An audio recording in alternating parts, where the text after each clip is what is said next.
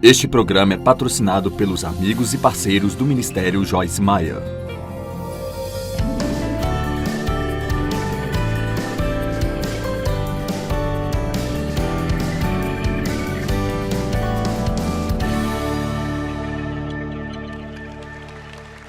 Vamos lá, pense comigo esta manhã. Você não vai estar aqui para sempre. Use esse tempo que você tem agora para se preparar para a sua vida real. Sua vida real começa no dia que você vai embora desta terra, sai desse corpo e entra direto na presença de Deus. Agora a vida aqui é ótima, eu estou desfrutando a minha vida. Mas nós agimos como se isso fosse tudo o que temos. Nós acreditamos em eternidade ou não? Realmente nós acreditamos que Deus está preparando lá para nós uma mansão? Estou animada com a minha, eu não sei sobre você.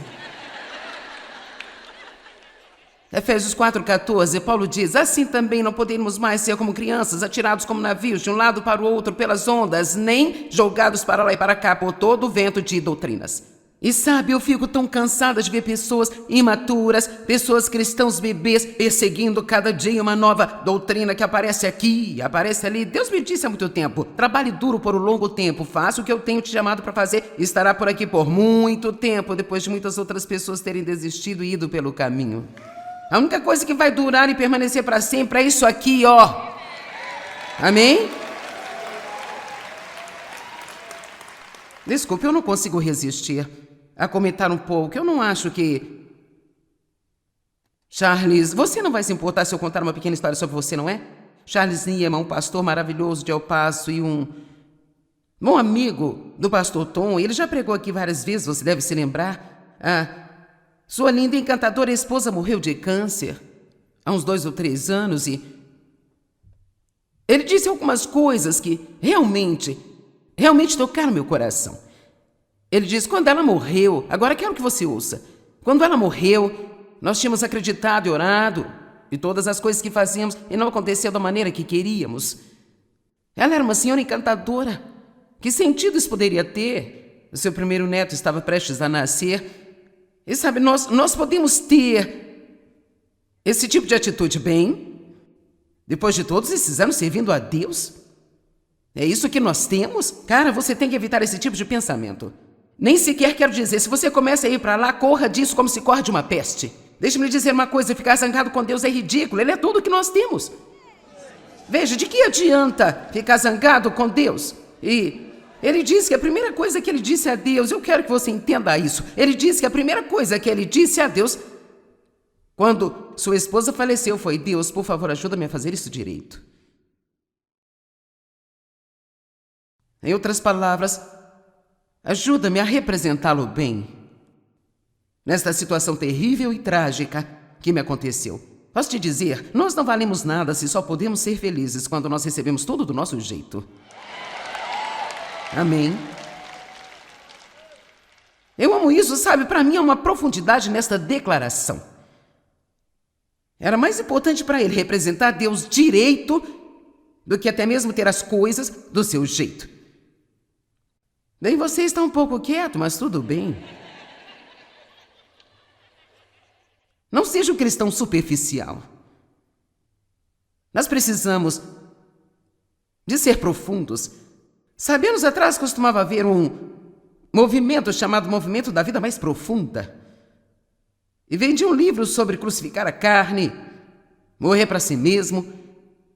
E um dos livros mais comoventes que já li foi escrito por Otmani, chamado Morrendo para Si Mesmo. Eu adoraria escrever um livro chamado Morrendo para Si Mesmo. Provavelmente não venderia muito, mas... Sabe, eu escrevi 120 livros e a maioria teve, sabe, muito pouco sucesso. Alguns deles foram bem-sucedidos, mas... um livro que eu escrevi, que eu acho que é absolutamente incrível e que vendeu menos do que qualquer livro que eu já tenha escrito, foi Andando em Amor. Sim. Tratava-se de ajudar os pobres, doar às pessoas, livrar-se de sua própria mente e ser uma bênção. Por que nós preferimos comprar um livro sobre como preparar durante a noite a aprender a andar em amor? Porque ainda estamos aprendendo o que é realmente importante. Representar bem a Deus é muito mais importante do que eu e você temos as coisas do nosso jeito. Amém?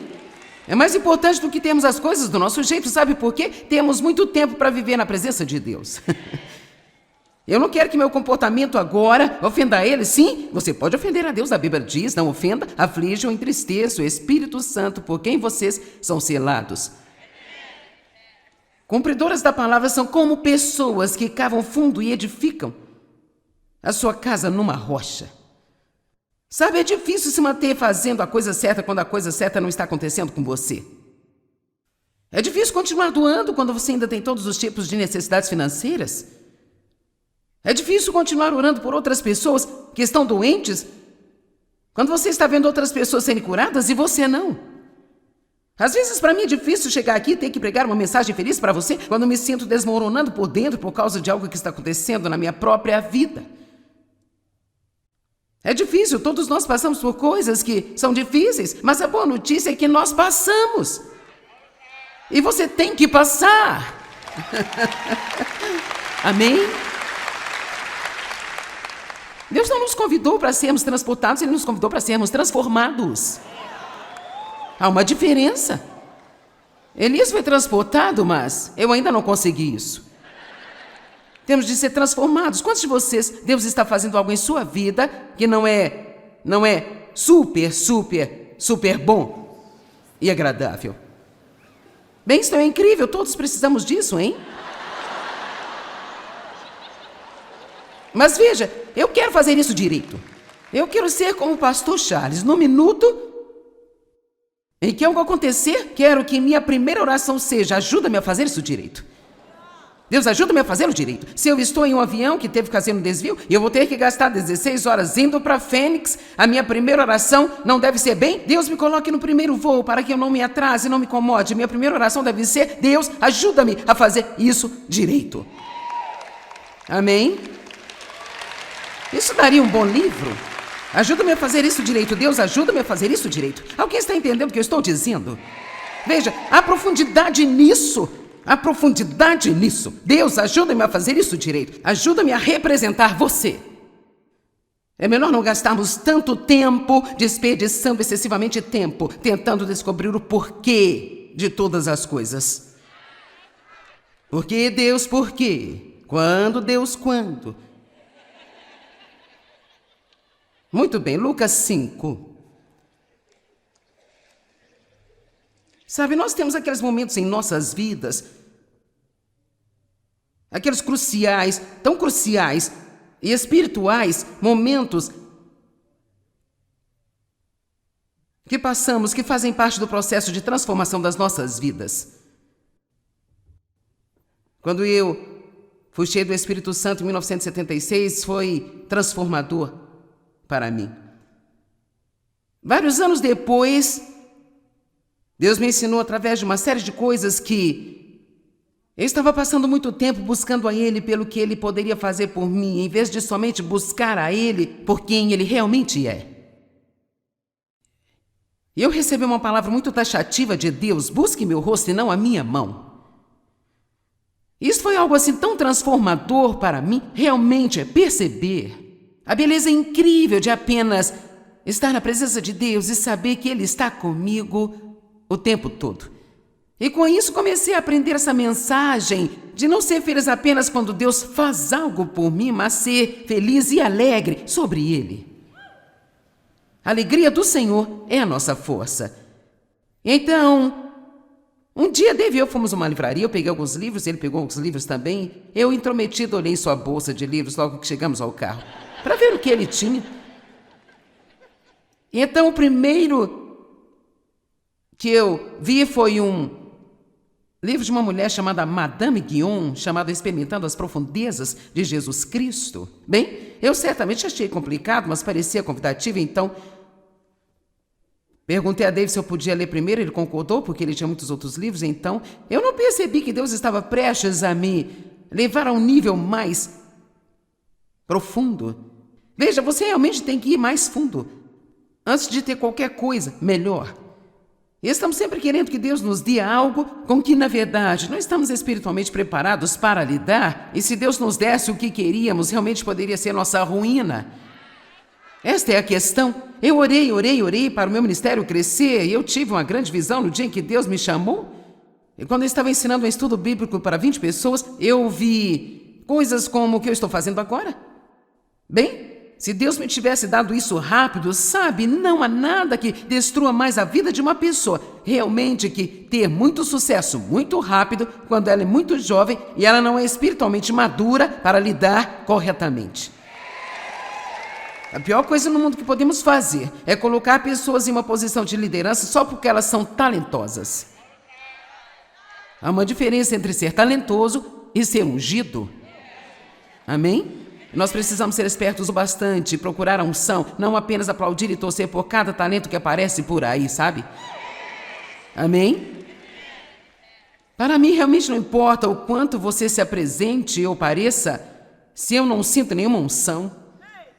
E eu quero unção. Eu amei o louvor na noite passada, porque a unção do louvor abriu o caminho para mim, e é o que acontece quando você tem o louvor ungido. Isso é como se abrisse o caminho para eu subir lá e pregar a palavra de Deus, sabe? Então fica bem mais fácil para mim quando eu tenho um louvor ungido aqui. Mas eu conheci muita gente que poderia cantar bem. Eu não senti essa liberdade quando eu vinha pregar. E assim nós precisamos de uma vida mais profunda, porque se você pensar numa grande árvore, a qual tem muitos frutos, pode parecer ótimo, mas você sabia que se essa árvore não tiver raízes profundas e os frutos pesarem, isto pode realmente fazê-la cair? Estão comigo?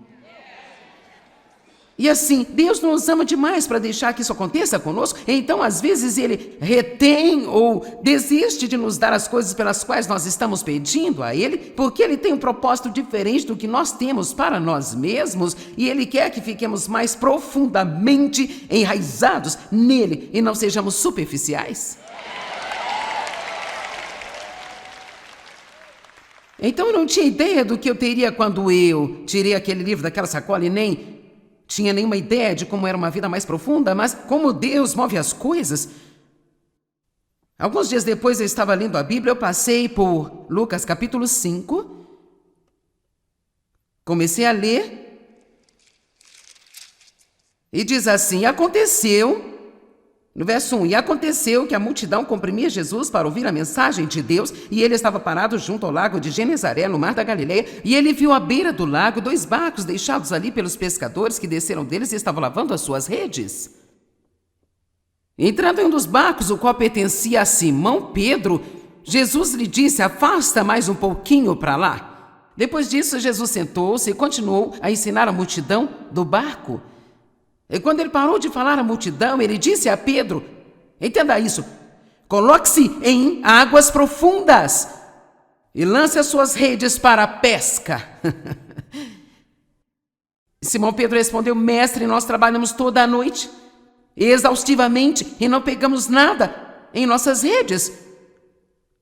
Agora veja, mas mediante a sua palavra, nós vamos abaixar as redes novamente.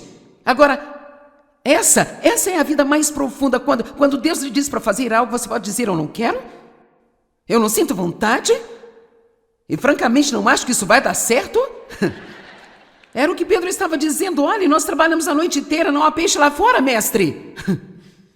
Eu estou cansado. Eu quero ir para casa, quero ir para a cama, eu estou exausto. No entanto, não importa como eu me sinto, não importa o que eu penso, não importa o que eu quero, vamos lá. Não importa o que eu penso, não importa o que eu sinto, não importa o que eu quero, porque você me disse para fazer isso, Senhor, eu vou fazer isso. Se você quer aplaudir o Senhor, não bata palminhas.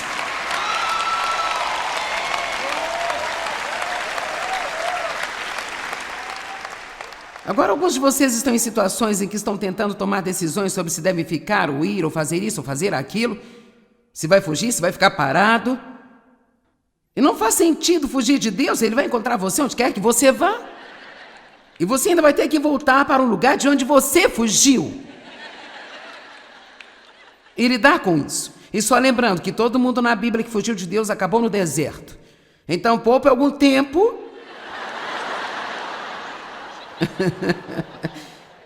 Este é um outro grande ensinamento. Venha para o profundo. O profundo. E prepare-se para a pesca. E veja o que aconteceu. Verso 6. Aqui diz: e havendo feito isso, pegaram um grande número de peixes, e como as suas redes estavam a ponto de rasgar-se, eles fizeram sinal aos seus parceiros na outra embarcação para que viessem os ajudassem. Eles vieram e encheram ambos os barcos, a ponto de quase começarem a afundar. Então, aqui está, quero dizer, basta usar a sua imaginação. Pedro pescou a noite toda e não pegou nada. Talvez você se sinta assim, talvez tenha pescado toda a vida e você seja que não pegou nada ainda. Agora, sabe, talvez se você não está salvo, não tem o Espírito Santo em sua vida ainda, você está apenas pensando: do que essa mulher louca está falando, hein? Mas Deus vai ajudá-lo a entender isso. E assim, eles pescaram a noite toda e não pegaram nada. Jesus vem e diz: bem, aqui está o problema, você não está pescando em águas profundas o suficiente. Ele está dizendo: você é superficial, tudo é a respeito de como você se sente, o que você quer, como as pessoas fazem você se sentir.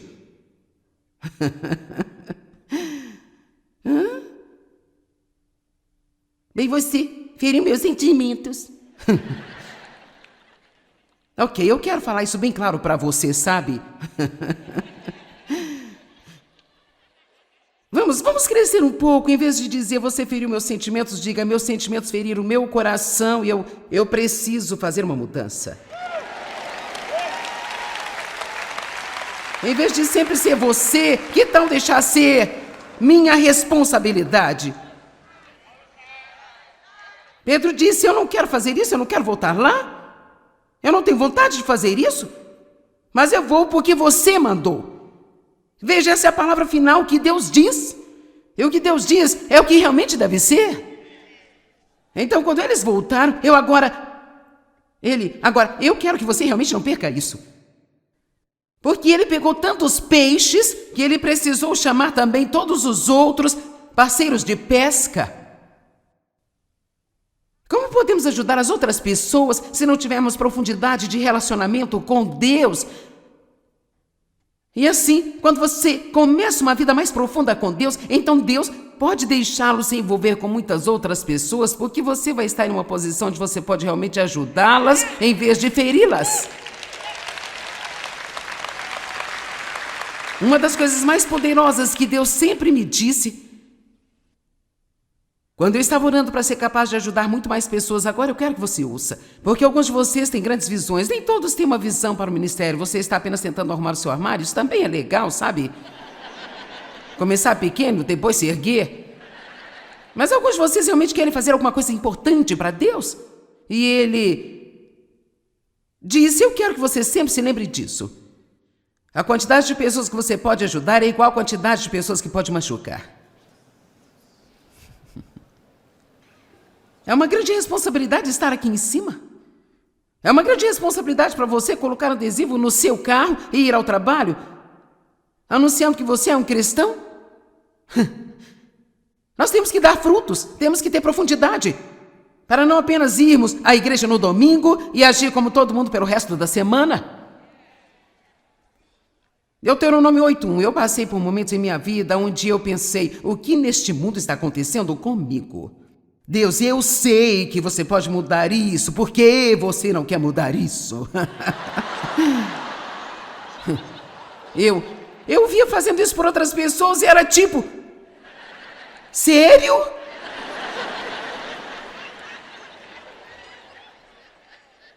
E um dia, quando eu estava dirigindo, eu ainda me lembro exatamente onde eu estava no carro, e eu estava: Deus, eu não estou entendendo isso.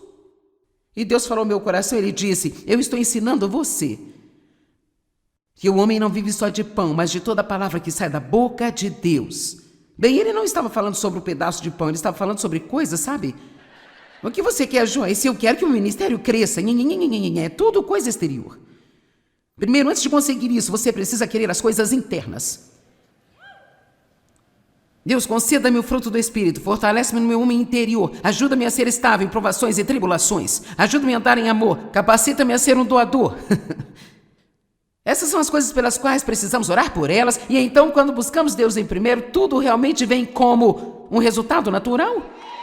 Busque primeiro o reino e todas estas outras coisas serão acrescentadas a você.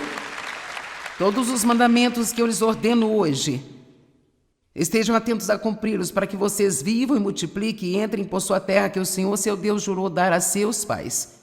Ele está dizendo, olha, tudo o que eu digo para você fazer é para o seu bem. Então lembre-se de todo o caminho pelo qual o Senhor, seu Deus, os levou durante esses 40 anos no deserto. Levados para o deserto. Não no alto da montanha, mas no deserto, para humilhá-los e pô-los à prova, para saber o que estava em seus corações e mentes, se iriam guardar os seus mandamentos ou não. Uau! Uau, eu não estou te libertando disso ainda porque eu quero ver se você vai guardar meus mandamentos lá no deserto. Eu quero ver se você vai guardar os meus mandamentos quando você ainda não estiver recebendo sua recompensa.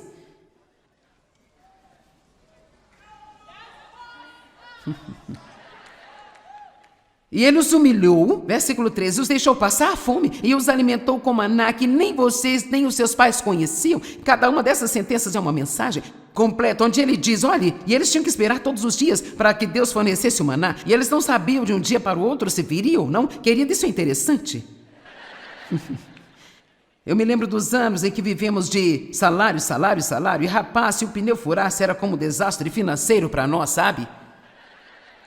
Eu dizendo para as pessoas que Deus queria prosperá-las e nós estávamos dando mais do que já tínhamos dado antes e tínhamos muito menos do que nós tínhamos. Agora veja isso. E eu fiz isso para que vocês possam reconhecer e saber pessoalmente que o homem não vive apenas de pão, mas de toda a palavra que sai da boca de Deus. Oh, Deus disse isso para mim na semana passada. As suas roupas não envelheceram, nem os seus pés incharam. Eles tiveram as mesmas roupas por 40 anos, nenhuma roupa nova em 40 anos, senhoras. Estou feliz por esse não ter sido o meu teste.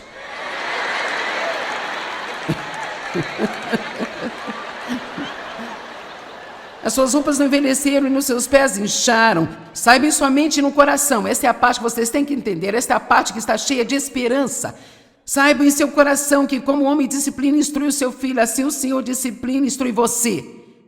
Para que guarde os mandamentos do Senhor seu Deus, andando nos seus caminhos e reverentemente tendo temor a Ele, pois o Senhor seu Deus os está levando a uma boa terra, uma terra de ribeiros de água, de fontes e mananciais, que brotam em vales e colinas, terra de trigo e cevada, videiras, figueiras e romãs, terra de oliveiras e mel, terra em que comerão sem escassez de nada, terra onde as pedras se converterão em ferro e de cujos montes vocês poderão cavar o cobre. Ok, agora vem. E vocês, quando tiverem comido e estiverem cheios, então abençoe o Senhor seu Deus por todo o bem que Ele deu a vocês, tomando cuidado para não se esquecerem do Senhor seu Deus, estão guardando os seus mandamentos e os seus preceitos. E continua a dizer, se você fizer isso, você voltará por todo o caminho de onde você veio e provavelmente acabará em uma confusão maior do que você estava.